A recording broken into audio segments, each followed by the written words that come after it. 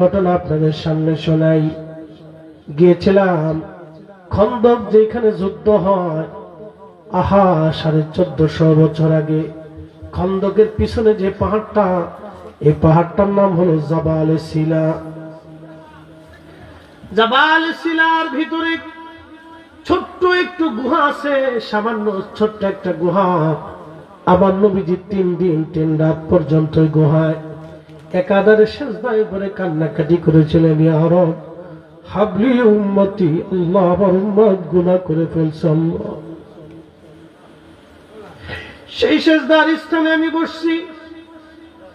আমার সাথে 2 জন কামিল মাদ্রাসার প্রিন্সিপাল মহোদয় ছিলেন, সিলেটের দুজনই সুন্নি আলেম। যখন আমরা বসলাম এখানে, মিলাদ শরীফ শুরু করলাম।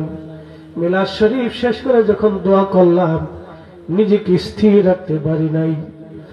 আল্লাহ নবী জনমানবহীন শূন্য স্থান, ওইখানে পানি নাই।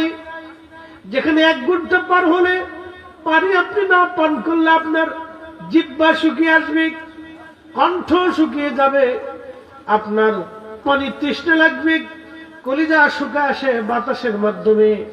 সেইখানে 3 দিন 3 রাত নবী সেজদায় পড়েছিলেন। কোনো দানা নাই, খাবার নাই, পানি নাই।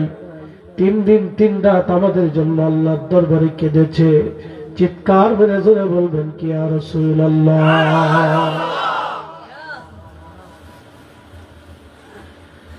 ওই জাবাল আবু সিলা থেকে একটু দূরে, মাত্র 2 থেকে 3 মিনিট লাগবে পায়ে হেঁটে। নবীর আশিক সাহাবী, তার নাম হযরতে জাবের রাদিয়াল্লাহু আনহু। তার বাড়িটাও দেখে এসেছি, যে বাড়িতে আল্লাহর নবী নিজে হাজার হাজার সাহাবীদেরকে মেহমানদারি করেছিলেন। একটা ছাগল দিয়া আর মাত্র এই 3.5 সার খাবার দিয়ে 3.5 সের জব দিয়ে সে বাড়িটা এখন মসজিদ বানাইয়া ওইভাবে রেখে দিয়েছে।